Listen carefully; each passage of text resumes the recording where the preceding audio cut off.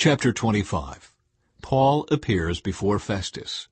3 days after Festus arrived in Caesarea to take over his new responsibilities, he left for Jerusalem, where the leading priests and other Jewish leaders met with him and made their accusations against Paul. They asked Festus, as a favor, to transfer Paul to Jerusalem, planning to ambush and kill him on the way. But Festus replied that Paul was at Caesarea and he himself would be returning there soon. So he said, "Those of you in authority can return with me. If Paul has done anything wrong, you can make your accusations."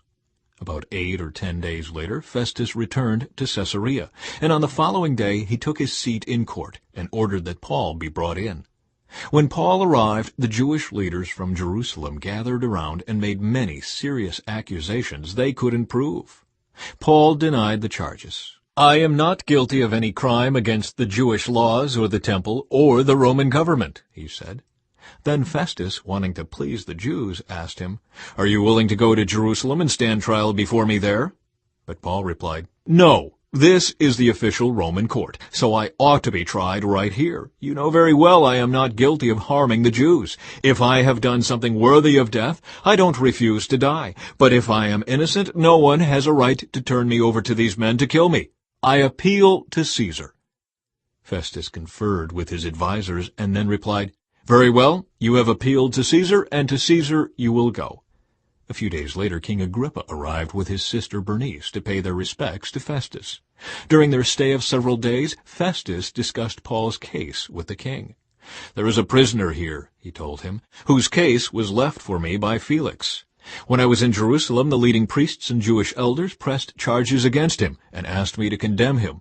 I pointed out to them that Roman law does not convict people without a trial. They must be given an opportunity to confront their accusers and defend themselves. When his accusers came here for the trial, I didn't delay. I called the case the very next day and ordered Paul brought in. But the accusations made against him weren't any of the crimes I expected. Instead, it was something about their religion and a dead man named Jesus, who Paul insists is alive.